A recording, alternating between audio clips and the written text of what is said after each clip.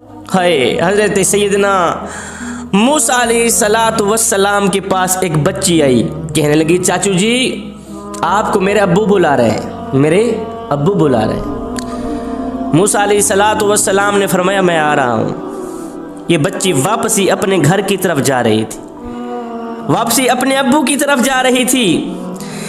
اس کی چال، اس کا چلنا حیا کے دامن میں اس طرح چھپا ہوا تھا کہ اس کی چال کے ہر ایک انگ میں حیا ہی حیا نظر آ رہا تھا۔ اللہ تعالیٰ کو اس بچی کی، اس لڑکی کی چال، حیا والی چال اتنی پسند آئی، اتنی پسند آئی، اللہ تعالیٰ نے اس کی حیا کو قرآن کا حصہ بنا دیا، قرآن کے اندر لکھ ڈالا۔ یہ بچی جب چلتی تھی حیا کے دامن میں چھپ کر، اس کی حیا والی چال، غیرت والی چال میرے اللہ کو اتنی پسند آئی، اتنی پسند آئی، میرے اللہ نے فرمایا جبریل فرشتو جس نے حیا کو دیکھنا ہو وہ اسی بچی کو دیکھ لے، جس نے حیا کو دیکھنا ہو۔ یہ بچی نہیں جا رہی، یہ حیا جا رہا، اس کی چال تو دیکھو، اس کا چلنا تو دیکھو۔ تمہیں پتہ ہے یہ بچی کون تھی؟ یہ بچی کوئی عام بچی نہیں تھی، یہ بچی حضرت سیدنا شعیب علیہ السلام کی بیٹی تھی۔ ایک عورت کا نوجوان بیٹا فوت ہو گیا، نوجوان حسین و جمیل بیٹا فوت ہو گیا۔ عین اسی دن یہ عورت میرے حضور علیہ السلام کی خدمت میں حاضر ہوئی۔ اس طرح حاضر ہوئی کہ سر سے لے کر پاؤں تک اپنے جسم کو، خود کو پردے میں ڈھانپا ہوا تھا، پردہ ہی پردہ، حیا ہی حیا۔ صحابہ نے دیکھا، دیکھ کر حیران رہ گئے کہ پریشانی کے وقت میں، برے وقت میں، اور بیٹا فوت ہو گیا ہے، نوجوان بیٹا فوت ہو گیا ہے، ان لمحات میں تو عورتوں کے ویسے ہی شرعی ضابطے چھوٹ جاتے ہیں، لیکن اس عورت کا نوجوان بیٹا فوت ہو گیا ہے، اس کے باوجود بھی عورت سر سے لے کر پاؤں تک پردے میں چھپی ہوئی ہے۔ اس نے پردے کا کیا خوب اہتمام کیا ہوا ہے۔ صحابہ بولی پڑے اے اللہ کی نیک بندی تیرا نوجوان بیٹا فوت ہو گیا ہے، جبکہ ان لمحات میں، ان موقعوں پر تو عورتوں سے شرعی ضابطے چھوٹ جاتے ہیں، عورتیں اپنے سے، خود سے باہر آ جاتی ہیں، پردے کا اہتمام نہیں رکھ پاتی۔ اور تو کیسی عورت ہے ماشاءاللہ، کیسی اللہ کی نیک بندی ہے، اللہ کی محبوبہ ہے کہ تو نے پردے کا خوب اہتمام کیا ہوا۔ اس عورت نے آگے جو جواب دیا آج کل کی عورتوں کے لیے ایک سبق ہے، دل کے کانوں سے سنیے گا۔ اس نیک خاتون نے، نیک عورت نے کہا بھائیو میرا نوجوان بیٹا فوت ہو گیا ہے تو کیا ہوا، میرا حیا تو فوت نہیں ہو۔ میرا بیٹا فوت ہو گیا ہے تو کیا ہوا، میری غیرت تو فوت نہیں ہوئی، میری غیرت تو نہیں میری، میرا حیا بھی زندہ ہے، الحمدللہ میری غیرت بھی زندہ۔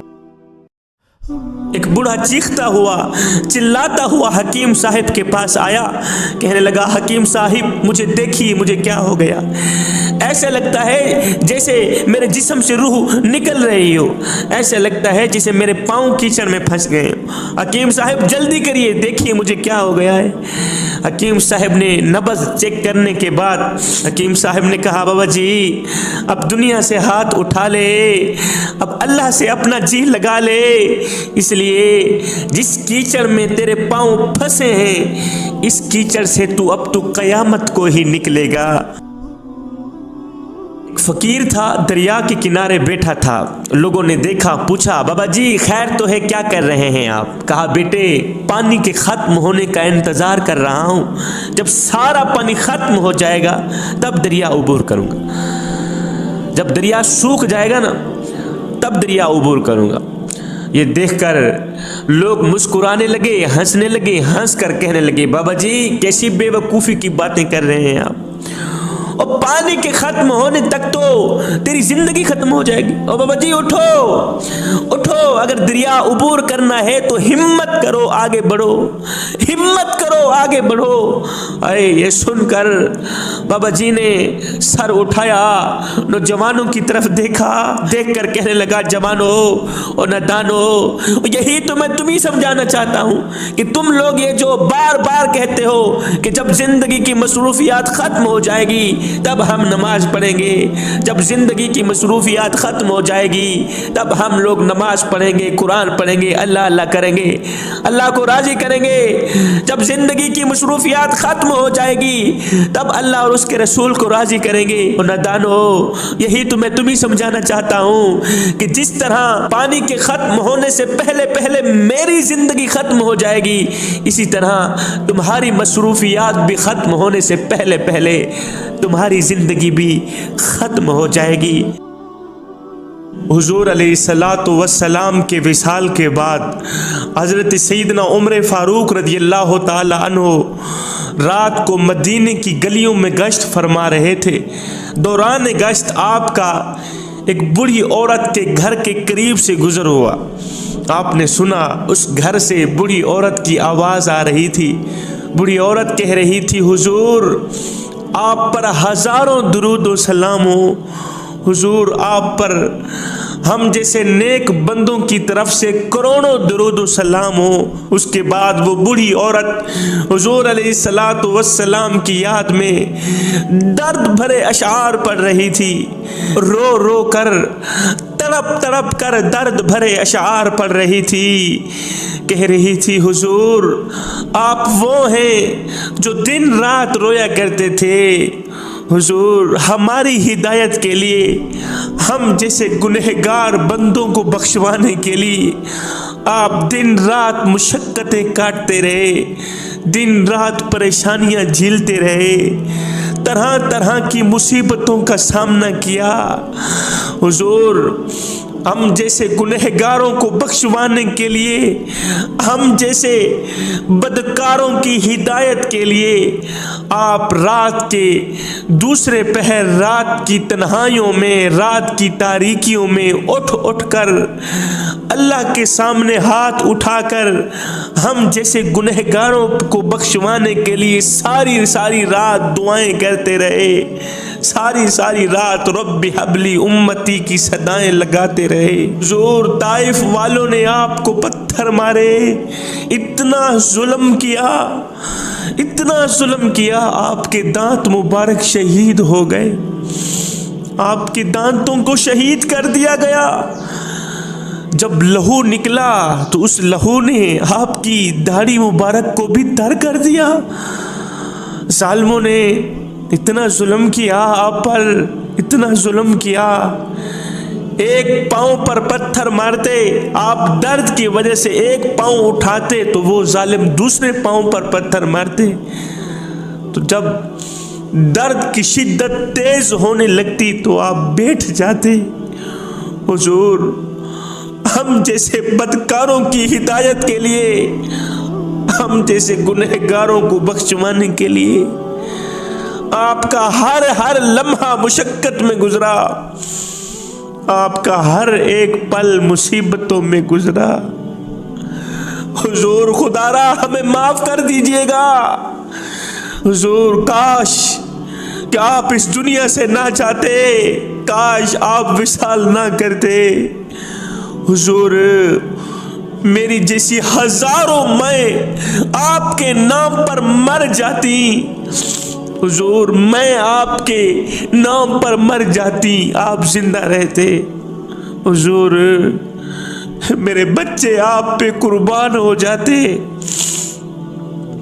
آپ زندہ رہتے۔ میرے ہزاروں بیٹیاں، ہزاروں بیٹے، کاش کہ اللہ مجھے دیتا، میں سب کے سب آپ کے نام پہ ایک ایک کر کے سب کو قربان کر دیتی، آپ کو آنکھوں سے جدا ہرگز نہ ہونے دیتی، آپ میری آنکھوں کے سامنے رہتے، ہم آپ کا دیدار کرتے رہتے، آپ کا نورانی مکھڑا دیکھتے رہتے۔ اس کے بعد یہ بڑی عورت رو رو کر چیخ چیخ کر کہنے لگی، حضور اب پتہ نہیں قیامت کے دن اللہ تعالیٰ آپ سے ہمیں ملنے دے گا یا نہیں دے گا۔ جب یہ جملہ اس بڑی عورت کے منہ سے نکلا، حضور پتہ نہیں قیامت کے دن اللہ آپ سے ملنے دے گا یا نہیں ملنے دے گا۔ آقا جس طرح زمانہ رنگ بدلتا ہے، इसी तरह अमल भी रंग बदलते रहते हैं। पता नहीं किस हाल में मरूंगी, पता नहीं अच्छे अमल लेके मरूंगी या बुरे अमल लेके मरूंगी। आका पता नहीं खात्मा ईमान पे होगा या नहीं होगा। हुजूर पता नहीं किस हाल में मौत आएगी, आपसे मुलाकात हो पाएगी या नहीं हो पाएगी। जब उस औरत की जुबान से ये जुमला निकला, हुजूर पता नहीं किस हाल में मौत आएगी, आपसे मुलाकात हो पाएगी या नहीं होगी, ये सुनते ही साथ की दीवार के साथ बैठे हजरत सैयदना उमर फारूक रज़ियल्लाहु ताला अन्हु की बेसाख्ता चीख निकल गई। तड़पने लगे, रो कर कहने लगे, बुढ़िया खुदा के लिए, अल्लाह के वास्ते, अल्लाह तुम्हें जजा देगा। उमर को एक बार यही जुमले दोबारा सुना दे, यही जुमले आका की मोहब्बत के जुमले, आका के प्यार के जुमले, आका की कुर्बानियों के जुमले, आका के इश्क के जुमले एक बार फिर से उमर को सुना दे। सारी जिंदगी तेरी खिदमत करता रहूंगा। उमर सारी जिंदगी के लिए तेरा मशकूर रहेगा।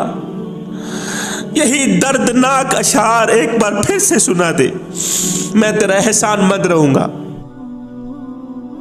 एक नेक आदमी सारी रात इबादत करता रहा, सारी रात क़याम करता रहा, सारी रात रुकू करता रहा, सारी रात सजदों पे सजदे करता रहा। जब रात का दूसरा पहर आया, जब दुआ के लिए हाथ उठाए तो गैब से आवाज़ आई, ओ बेमुराद, ओ बदबख्त, दफ़े हो जा, हमने तेरी नमाज कबूल नहीं की, दफ़े हो जा, हमने तेरी इबादत कबूल नहीं की। हाय ये रात गुजर गई। दूसरी रात भी इस नेक इंसान ने, नेक आदमी ने ऐसा ही किया। दूसरी रात फिर क़याम करता रहा, रुकू करता रहा, सजदों पे सजदे करता रहा, पूरी रात इबादत करता रहा। जब सहरी का वक़्त आया, जब दुआ के लिए, अल्लाह से कुछ मांगने के लिए हाथ उठाए तो वही पिछली रात वाली आवाज़ आई, ओ बेमुराद, ओ बदबख्त, दफ़े हो जा, हमने तेरी इबादत कबूल नहीं की। तो साथ में ही एक मुरीद बैठा था। ये खबर पाकर इस बाबा जी के एक मुरीद ने, इस नेक आदमी के मुरीद ने कहा, पीर साहिब, जब आपको मालूम हो गया है कि कबूलियत का दरवाज़ा मेरे लिए बंद हो गया है, कबूलियत का दरवाज़ा अल्लाह ने मेरे लिए बंद कर दिया है, फिर रात भर जागने का क्या फ़ायदा। और जब कबूलियत का दरवाज़ा बंद कर दिया गया है आपके लिए, जब अल्लाह ताला आपकी दुआ भी कबूल नहीं करता, फिर इस कदर रात को जागने का, इस कदर मुशक्क़तें काटने का क्या फ़ायदा। मुरीद की ये बात सुनकर बुजुर्ग ने याकूती रंग के आंसू चेहरे पे बहाते हुए कहा, बेटे, अगर मेरे मालिक ने मुझसे बाग मोल ली है तो क्या मैं भी उससे बाग मोल लूँ? बेटे, ये काम तो मैं तब कर सकता हूँ जब इस दरवाजे से अलावा कोई और दरवाज़ा मौजूद हो। मुरीद, अगर सवाली को एक दरवाजे से ना मिले तो दूसरा दरवाज़ा उसके लिए खुला रहता है, और ये नखरे सवाली तो करे, लेकिन मैं क्या करूँ, इस दरवाजे से अलावा कोई और दरवाज़ा मेरे सामने नहीं है, इस चौखट के अलावा कोई और चौखट मेरे सामने मौजूद नहीं है। ये दरवाज़ा छोड़कर मैं जाऊं तो कहाँ जाऊं? बेटे, अगर इस कूचे में मेरे लिए कोई जगह नहीं है तो फिर दूसरा कूचा भी तो कोई नहीं है जहाँ मैं मुंह करके चला जाऊं। बेटा, मेरा मालिक, मेरा महबूब अगर मुझसे नाराज़ है तो मैं सारी ज़िंदगी इस चौखट पे पड़ा रहूँगा, मैं सारी ज़िंदगी इस दरवाज़े पे पड़ा रहूँगा, इस दरवाजे से हटकर कहीं नहीं जाऊँगा। एक दिन आएगा मेरा महबूब मुझ पे राज़ी हो जाएगा, एक न एक दिन यहाँ पर पड़े रहने से मेरा काम बन जाएगा। अरे भूखा रोटी की तरफ ना जाए तो और कहाँ जाए, प्यासा पानी की तरफ ना जाए तो और कहाँ जाए। आए यहाँ से सच्चे दिल से ये जुमले निकले ही थे, उधर मेरे करीम रब की रहमत को जोश आ गया। एकदम गैब से आवाज़ आई, ओ बुजुर्ग मियाँ तेरे अंदर कोई और कमाल तो नहीं है, पर सुन तेरे इस अकीदे की वजह से अल्लाह ने तेरे साथ रसाई कर ली, अल्लाह ने तुझे अपना महबूब बना डाला है। तेरे इस अकीदे की वजह से, तेरी इस आजिज़ी की वजह से अल्लाह ने तेरे साथ रसाई कर डाली है। कोई वक्त नहीं लगा, कोई टाइम नहीं लगा, कोई दिन नहीं लगे, कोई अरसा नहीं लगा, एक ही पल के अंदर अंदर, एक ही सेकंड के अंदर अंदर करीम रब के साथ सुलह हो गई। आए एक फकीर था, अल्लाह वाला था, एक दिन खाने को कुछ ना मिला, एक दिन खाने को कुछ ना मिला, खाली पेट उसने शुक्राने के तौर पर 4 रकात नमाज नफल अदा कर दी। दूसरे दिन फिर खाने को कुछ ना मिला, उसने फिर 4 रकात नमाज नफल अदा कर दी। तीसरे दिन फिर खाने को कुछ ना मिला, तीसरे दिन उसने फिर से 4 रकात नमाज शुक्राने के तौर पर अदा कर दी। जब चौथा दिन आया तो इस फकीर ने अर्जी की, मालिक अब तो कमज़ोरी सी होने लग गई है, जिस्म कमज़ोर हो गया है, इबादत करने की हिम्मत बाकी नहीं रही। मालिक अगर खाना नहीं भेजोगे तो फिर मैं इबादत नहीं कर पाऊंगा, मैं तो चारपाई पे लेट जाऊंगा, कमज़ोर हो जाऊंगा, लागर हो जाऊंगा, जिस्म में हिम्मत नहीं रहेगी, इबादत कैसे कर पाऊंगा। और जब इबादत नहीं कर पाऊंगा फिर तो ऐसी ज़िंदगी जीने से कहीं ज़्यादा बेहतर रहेगा कि मैं तुझसे मौत ही मांगूंगा। हाय उसी दिन एक शख्स आ गया, कहने लगा बाबा जी मैंने घर में दावत की है, आइए दुआ फरमाइए और मेरी दावत कबूल फरमाइए। बाबा जी आए, अल्लाह के नेक बंदे, फ़कीर, दरवेश, मुत्तकी, परहेजगार, मैंने घर में दावत कर रखी है, आप आए दुआ करें और दावत खाएं, दावत कबूल फरमाएं। ये फ़कीर अल्लाह वाला, इसने शुक्र अदा किया, मालिक का शुक्र अदा करने के बाद उठा, उस नौजवान के साथ, उस शख्स के साथ चल दिया। जब उसके घर में पहुँचे उस शख्स ने इस फ़कीर को बिठाया। जैसे ही उस शख्स ने इस फ़कीर पर गौर किया तो उस मेज़बान की चीख निकल गई, ज़ारों कतार रोने लगा, कदमों पे गिरा, गिर कर कहने लगा हज़रत मैं भी आपका हूँ, मेरा सारा माल आपका है। पता है ये फ़कीर कौन था? ये वक़्त का बादशाह हज़रत इब्राहीम बिन अदम थे। ये फ़कीर कोई आम फ़कीर नहीं था, ये अल्लाह वाला कोई आम नहीं था, ये वक़्त का बादशाह था, हज़रत इब्राहीम बिन अदम थे। कदमों पे गिरा, गिर कर कहने लगा हज़रत ये क्या हुलिया बना रखा है? हज़रत मैं भी आपका खादिम ही तो हूँ, मैं भी आपका नौकर हूँ, ये सारा माल आपका है। हज़रत इब्राहीम बिन अदम ने दोनों हाथ उठाए, अर्ज़ किया मेरे करीम रब, इब्राहीम बिन अदम ने तो तुझसे एक रोटी मांगी थी और तूने सारी दुनिया सामने पेश कर दी। और मेरे मालिक मैंने तो तुझसे रोटी का एक टुकड़ा मांगा था, एक दिन की रोटी मांगी थी और तूने मेरे सामने इतनी दुनिया पेश कर दी। हाय जवानों, रब के इश्क में, रब की मोहब्बत में, मार्फत इलाही में एक वो मकाम भी आता है कि दुआ तो रही बड़ी दूर की बात, इंसान सिर्फ सोचता है अल्लाह पूरी कर देता है। अभी सोच रहा होता है अल्लाह पहले पूरी कर देता है, हाथ उठाने की फिर ज़रूरत भी नहीं पड़ती, इंसान सिर्फ सोचता है अर्श वाला पूरी कर देता है।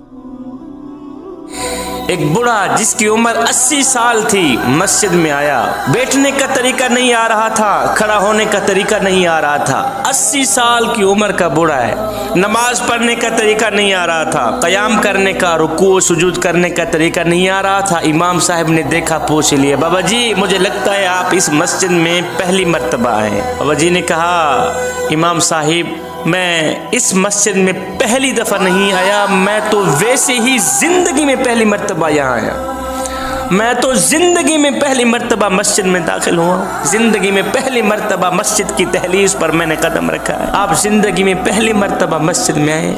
जी हाँ। इसलिए तो मुझे नमाज़ पढ़ने का तरीका नहीं आ रहा। इमाम साहिब इसलिए तो मुझे क़याम करने का तरीका नहीं आ रहा, इसलिए तो मुझे रब को मनाने का, रब को राज़ी करने का तरीका नहीं आ रहा। امام صاحب نے کہا بابا جی آپ زندگی میں اس کا مطلب ہے پہلی مرتبہ نماز پڑھ رہے ہیں؟ جی جی میں پہلی مرتبہ نماز پڑھنے آیا ہوں، اس سے پہلے میں نے کبھی نہیں پڑھی۔ امام صاحب نے کہا بابا جی اچھا پھر جمعہ تو پڑھا ہوگا؟ کہا آج تک نہیں پڑھا۔ امام صاحب نے کہا اچھا پھر عید الفطر عید الاضحیٰ تو پڑھی ہوگی؟ کہا امام صاحب آج تک نہیں پڑھا۔ اچھا پھر آج تک کسی کا جنازہ تو پڑھا ہوگا؟ کہا آج تک نہیں پڑھا۔ کچھ بھی نہیں کیا، 80 سال کی عمر، 80 سال کی زندگی ضائع کر دی، تباہ و برباد کر دی، ایک دن بھی اللہ کو سجدہ نہیں کیا۔ آئے کتنا ظرف ہے میرے کریم رب کا کہ یہ سب کچھ دیکھ کر بھی میرا اللہ کہتا ہے آجا آجا آجا میری چوکھٹ پر آجا آجا، میں تمہیں مہلت دیتا ہوں، میں تمہیں وقت دیتا ہوں، میں تمہیں ٹائم دیتا ہوں۔ ایک گدھا روتا ہوا افسردہ حال میرے حضور علیہ الصلوۃ والسلام کی خدمت میں حاضر ہوا۔ حاضر ہو کر ایک دم رونے لگا، چیخنے لگا، تڑپنے لگا۔ میرے کریم نبی علیہ الصلوۃ والسلام نے فرمایا گدھے اور تجھے کس نے مارا ہے؟ کسی نے تجھ پر ظلم کیا ہے؟ کیوں رو رہا ہے؟ تو اس گدھے نے عرض کی حضور میں ایک نسلی گدھا ہوں، میں ایک خاندانی گدھا ہوں۔ میرے حضور علیہ الصلوۃ والسلام نے فرمایا وہ کیسے؟ اور تو نسلی گدھا کیسے ہے؟ تو خاندانی گدھا کیسے ہے؟ عرض کی حضور میں نسلی گدھا اس لیے ہوں کہ میرے باپ دادا پر انبیاء علیہ السلام نے سواری کی ہے۔ حضور میرے باپ دادا پر نبیوں نے سواری کی، رسولوں نے سواری کی، اور میں ان میں سے آخری گدھا ہوں، میں ان میں سے آخری گدھا ہوں، آخری جانور ہوں، اور آپ رسولوں میں سے آخری رسول ہیں، نبیوں میں سے آخری نبی ہیں۔ حضور آپ میرا مقام بڑھا دیں، میری قیمت بڑھا دیں، مجھے دوسرے گدھوں سے اعلیٰ تر بنا دیں۔ حضور آپ مجھے اپنے پاس ہی رکھ لیں، حضور اپنی خدمت کا شرف مجھے دے دیں، اپنی نوکری کا شرف مجھے دے دیں، میں آپ کی خدمت کیا کروں گا، میں آپ کی نوکری کیا کروں گا۔ حضور آپ مجھے اپنے پاس رکھ لینا۔ میرے حضور علیہ الصلوۃ والسلام نے فرمایا اچھا گدھے پھر ٹھیک ہے، آج سے تو میرا ہو گیا، آج سے تو میرا بن گیا۔ میرے حضور علیہ الصلوۃ والسلام نے اس گدھے کو اپنے حصے میں لے لیا۔ اب میرے حضور علیہ الصلوۃ والسلام اس گدھے پر سواری فرمایا کرتے تھے۔ اب وہ جو گدھا تھا وہ صرف سواری کے لیے ہی کام نہیں آیا کرتا تھا، بلکہ اور بھی خدمات سر انجام دیا کرتا تھا۔ مطلب کبھی کوئی ساتھی پاس نہ ہوتا اور اگر کسی صحابی کو بلانا مقصود ہوتا تو میرے حضور علیہ الصلوۃ والسلام اس گدھے کو کہتے یافور جاؤ میرے ابو بکر کو لے آؤ، یافور جاؤ میرے عمر کو لے آؤ، جاؤ میرے عثمان کو لے آؤ، جاؤ میرے علی کو لے آؤ۔ اب یہ یافور گدھا بھاگا بھاگا جاتا، دوڑ کر جاتا، جاتے ہی یہ دروازے کو ٹکر مارتا، ٹانگ مارتا۔ جب زور سے دروازے پر ٹکر پڑتی تو اندر سے صحابی ایک دم اٹھتا، دوڑ کر باہر آتا، دیکھتا تو آگے یافور کھڑا ہے، میرے حضور علیہ الصلوۃ والسلام کا گدھا کھڑا ہے، میرے حضور علیہ السلام کی سواری کھڑی ہے۔ تو آگے والا سمجھ جاتا کہ میرے حضور علیہ الصلوۃ والسلام نے مجھے بلایا ہے۔ حضور کی نوکری کو، حضور کی غلامی کو اپنے لیے ایک شرف سمجھنے والا جانور، عقل مند جانور آئے۔ جس دن میرے حضور علیہ الصلوۃ والسلام کا وصال ہوا اس دن اس جانور کا رونا دیکھنے والا تھا، اس دن اس یافور کا رونا دیکھنے والا تھا، اس گدھے کا رونا دیکھنے والا تھا۔ یہ یافور بے چین ہو کر، بے قرار ہو کر کبھی ادھر بھاگتا، کبھی ادھر بھاگتا، کبھی ادھر دوڑتا، کبھی ادھر دوڑتا، آنکھیں نم ہیں، آنکھوں سے خون کے آنسو جاری ہیں، روتا ہوا، تڑپتا ہوا، کبھی ادھر بھاگتا، کبھی ادھر بھاگتا۔ آخر کار جب یہ دکھ برداشت سے باہر ہوا، حد سے بڑھا، تو اس گدھے نے، یافور نے کنویں میں چھلانگ لگا کر اپنی جان دے دی۔ مالک کا وصال برداشت نہ کر پایا، مالک کا انتقال برداشت نہ کر پایا، مالک کی جدائی برداشت نہ کر پائی، کنویں میں چھلانگ لگا کر اپنی جان دے دی۔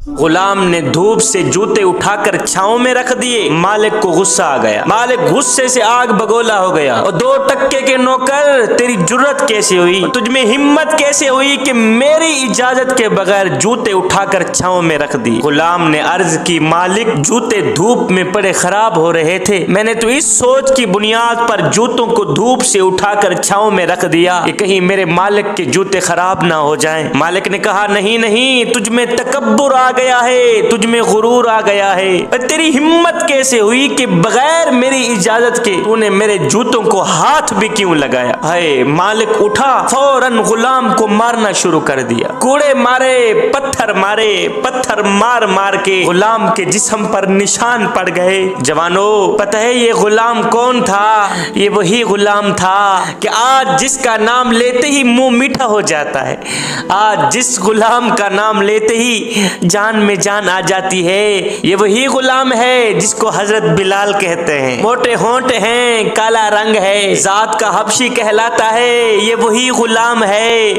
جس کو حضرت بلال کہتے ہیں. سنو اس غلام کا مقام, سنو اس غلام کی شان. جب میرے نبی عرش سے واپس آئے نا تو میرے نبی نے آ کر اپنے غلام حضرت بلال سے پوچھا, میرے بلال مجھے بتاؤ تو صحیح, تم ایسا کیا کرتے ہو کہ میں جنت میں تمہارے قدموں کی آواز سن رہا تھا؟ او بلال, اور تم ایسا کیا کرتے ہو کہ میں جنت میں بیٹھ کر تیرے قدموں کی آواز سن رہا تھا؟ ہائے جس غلام کو مالک کے جوتے کو ہاتھ لگانے کا حق نہیں تھا, اگر وہ بغیر اجازت کے جوتے کو ہاتھ لگا دیتا تو مار کھاتا تھا, پتھر کھاتا تھا. ہائے آج اس غلام کو دونوں جہانوں کے آقا, دونوں جہانوں کے سردار کہہ رہے ہیں, اور میرے بلال تم کیا کرتے ہو کہ میں جنت میں بیٹھ کے تیرے قدموں کی آواز سن رہا تھا.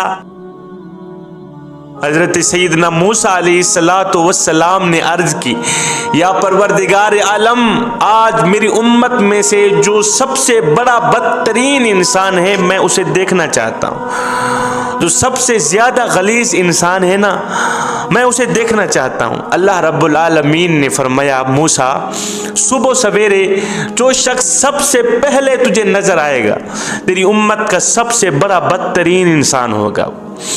حضرت موسیٰ علیہ السلام صبح کا انتظار کرنے لگے. جب صبح ہوئی تو سب سے پہلے شخص کو آپ نے دیکھا. ایک شخص ہے, اس نے اپنے کندھے کے اوپر اپنا بیٹا بٹھایا ہوا ہے, بچہ بٹھایا ہوا ہے, جا رہا ہے. موسیٰ علیہ السلام نے جب اس گزرتے ہوئے شخص کو دیکھا, سب سے پہلے دکھنے والے شخص کو دیکھ کر دل میں کہنے لگے, اچھا تو یہ ہے بدترین انسان, یہ ہے برا انسان, یہ ہے گندا انسان جس کی گواہی اللہ رب العالمین نے خود دے دی. اب جس برے کی گواہی اللہ رب العالمین خود دے دے, اس سے بڑا بدترین انسان دنیا میں کوئی اور ہوگا نہیں ہو.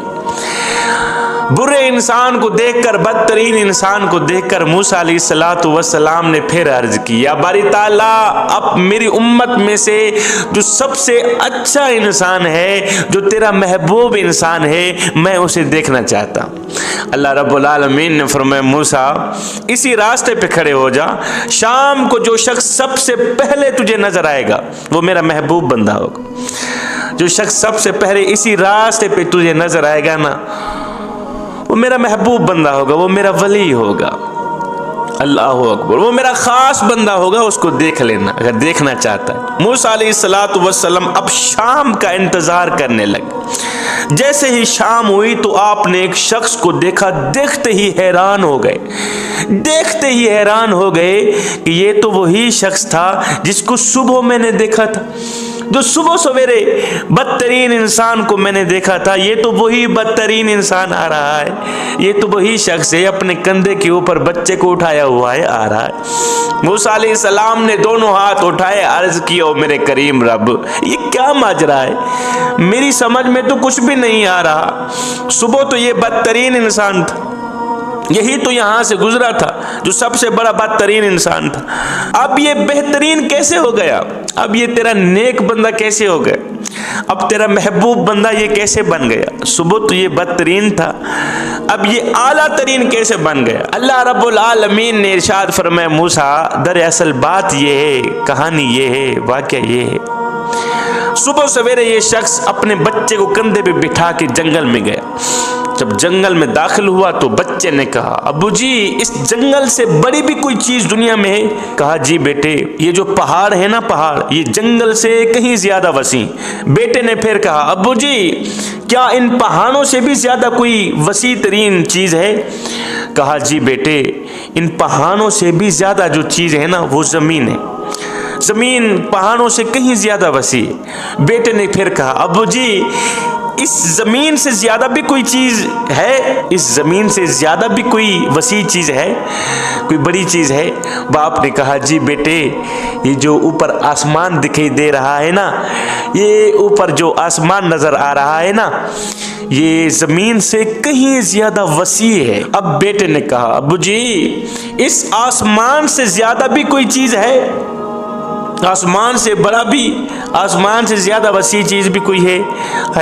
ये सुनकर एकदम बाप की चीख निकल गई। बाप की आंखों में आंसू भर आए, छम छम बरसने लग गई आंखें। बाप रो कर कहने लगा, जी बेटे, आसमान से कहीं ज़्यादा तेरे बाप के गुनाह हैं। बेटे, आसमान से कहीं ज़्यादा तेरे बाप के किए करतूत हैं। तेरे बाप ने सारी जिंदगी गफलत में गुजार दी, सारी जिंदगी गुनाहों में गुजार दी, शराबें पीते हुए गुजार दी, सारी जिंदगी जिनाह करने में बर्बाद कर दी, सारी जिंदगी गुनाहों में बर्बाद कर दी। मस्जिद के नजदीक ना गया, नमाज के करीब ना गया। बेटे, तेरे बाप के ये जो काले करतूत है ना, तेरे बाप के जो गुनाह है ना, तेरे बाप ने जो गुनाह किए हैं वो आसमान से कहीं ज्यादा हैं। अब बेटे ने फिर से कहा, अब्बू जी एक और बात भी बता दे। कहा, जी बेटे। कहा, अब्बू जी तेरे गुनाहों से भी ज्यादा कोई चीज है?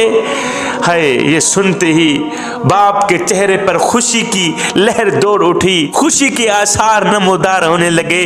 बाप मुस्कुराते हुए बोला, जी बेटे, मेरे गुनाहों से कहीं ज्यादा मेरे अल्लाह की रहमत है। बेटे, मेरे करीम रब की जो रहमत है ना, वो तेरे बाप के गुनाहों से कहीं ज्यादा है, तेरे बाप के काले करतूतों से कहीं ज्यादा वसी है। मेरे बेटे, बस मालिक की रहमत का ही तो सहारा है, उसके करम का ही तो सहारा है। उम्मीदें लगाए बैठा हूं कि मालिक अपनी रहमत के सदके मुझे माफ कर दे। उम्मीदें लगाए बैठा हूं बेटे, वो जब माफ करने पे आएगा तो वो मेरे काले करतूत नहीं देखेगा। मुझे पता है मेरे मालिक की रहमत जो है ना, वो मेरे गुनाहों से कहीं ज्यादा वसी है। जब वो करम करने पे आएगा तो फिर अपनी रहमत के सदके तेरे बाप के सारे गुनाहों को मिटा दे।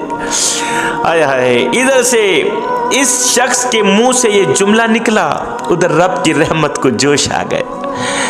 मूसा, उधर मेरी रहमत को जोश आ गया। मूसा, ये कैसे हो सकता है कि बंदा मेरी रहमत का सहारा ले, मेरी रहमत पर उम्मीदें बांधे और मैं उसे बख्श ना दूं? ये मेरी रहमत गवारा ही नहीं। हजरत शेख अब्दुल कादिर जिलानी रहमतुल्लाह अलैह के एक मुरीद ने एक रात ख्वाब में 70 औरतों से जिना किया, 70 औरतों से सोहबत की।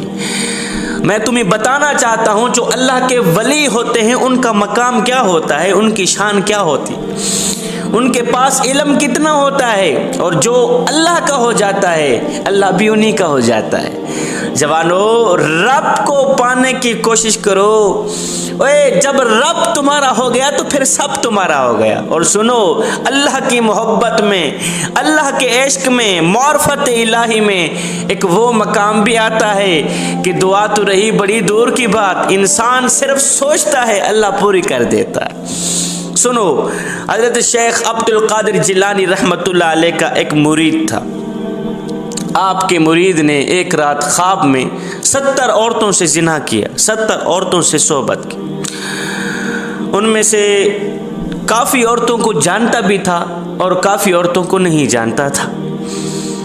आँख खुली, उठा, ओहो ये क्या हो गया, ये तो मैं तबाह बर्बाद हो गया। 70 औरतों से जिना कर बैठा ख्वाब में, और ये तो मैं ज़वाल की तरफ जा रहा हूँ, मेरे ऊपर तो क़यामत टूट पड़ी है। मैं तो किसी नई मुसीबत में गिरफ्तार होने वाला हूँ, मैं तो किसी नए अजाब में गिरफ्तार होने वाला हूँ, मैं तो अल्लाह की नाफरमानी में गिरफ्तार होने वाला हूँ। 70 औरतों से जिना कर बैठा हूँ ख्वाब की दुनिया में। आँख खुली, फौरन उठा, सीधा गया मुर्शिद करीम के दरवाजे पर, सीधा गया हजरत सैयदना शेख अब्दुल कादिर जिलानी रहमतुल्लाह अलैह के दरवाजे पर, कदमों पे जा गिरा, कदम चूमने लगा। कुछ कहने ही वाला था कबल इसके कि ये शख्स अपनी रात वाली कहानी सुनाता। اس سے پہلے حضرت سیدنا عبد القادر جیلانی رحمۃ اللہ علیہ، حضرت غوث پاک خود ہی بول پڑے، ہاں رات کو تیرے اوپر ایک نئی مصیبت آن پڑی، مجھے پتہ ہے رات کو تیرے اوپر ایک نئی قیامت آن پڑی، رات کو تو 70 عورتوں سے زنا کر بیٹھا ہے، خواب میں 70 عورتوں سے ہم بستری کر بیٹھا۔ اس نے کہا حضور یہی کہانی، خدا را میرا کچھ کریں، میں تو گمراہی کی طرف بڑھتا چلا جا رہا ہوں، میں تو تباہی کی طرف جا رہا ہوں، ایک رات میں 70 عورتوں کے ساتھ ہم بستری۔ حضرت شیخ عبد القادر جیلانی رحمۃ اللہ علیہ نے جب اس کی رات والی کہانی سنی، رات والی داستان سنی، تو آپ نے فرمایا مرید یہی تھا تیرے حق میں جو بہتر تھا، تیرے حق میں جو بہتر تھا وہی ہوا ہے، میں بھی یہی چاہتا تھا کہ تو خواب کی دنیا میں 70 عورتوں سے زنا کرے۔ اس نے کہا حضرت وہ کیسے، آپ بھی یہی چاہتے تھے؟ میں کہتا ہوں میں ایک نئی مصیبت میں گرفتار ہو گیا ہوں، ایک نئے عذاب میں گرفتار ہو گیا ہوں، مالک کی نافرمانی میں گرفتار ہو گیا ہوں، ایک رات میں اتنا بڑا گناہ کر بیٹھا ہوں، اور آپ کہتے ہیں میرے حق میں یہی بہتر تھا جو ہوا۔ حضرت وہ کیسے؟ حضرت شیخ عبد القادر جیلانی رحمۃ اللہ علیہ نے آگے جو جواب دیا، اللہ اکبر، آپ نے فرمایا مرید محبت کرنے والے، عقیدت رکھنے والے، دراصل کہانی یہ ہے، ماجرا یہ ہے، ایک دن میں مناجات کے دوران میری نظر لوح محفوظ پر پڑی، اللہ سے مناجات کے درمیان میری نظر لوح محفوظ پر پڑی، تو میں نے دیکھا کہ میرا ایک مرید ایک ہی رات میں 70 عورتوں سے زنا کرے گا، وہ کوئی اور مرید نہیں تھا، وہ تیرا ہی نام لکھا ہوا تھا، لوح محفوظ پر تیرا ہی نام لکھا ہوا تھا کہ تو ایک رات میں 70 عورتوں سے زنا کرے، ایک ہی رات میں 70 عورتوں سے صحبت کرے۔ جب میں نے تیرا نام لکھا دیکھا تو میں پریشان سا ہو گیا کہ ہو میرا مرید غوث اعظم سے عقیدت رکھنے والا ہو، سید سے عقیدت رکھنے والا ہو، اور ایک رات میں 70 عورتوں سے زنا کر کے جائے سیدھا جہنم میں، یہ مجھ سے گوارا نہیں ہوتا۔ اسی وقت میں نے دونوں ہاتھ اٹھائے، عرض کی او میرے کریم رب تو میرے مرید پہ کرم فرما، تو میرے مرید پہ رحم فرما، میرا مالک یہ کچھ بھی ہے تیرے حضور کی آل سے محبت تو رکھتا ہے نا، تیرے کریم نبی کی آل سے عشق تو کرتا ہے نا، مودت تو کرتا ہے نا، مالک تو میرے مرید کے حال پہ کرم فرما، رحم فرما۔ اے بندے اللہ تعالیٰ نے تیرے اوپر اتنا کرم فرمایا، اتنا رحم فرمایا ہے کہ تو نے جو سچ میں 70 عورتوں سے زنا کرنا تھا وہ خواب کی دنیا میں ہی کر دیا ہے، اللہ نے سچ کو خواب میں منتقل کر دیا۔ یہ ہے اللہ والوں کی شان، یہ ہے اللہ والوں کا مقام، جو رب کے بن جاتے ہیں اللہ بھی انہی کا ہو جاتا ہے۔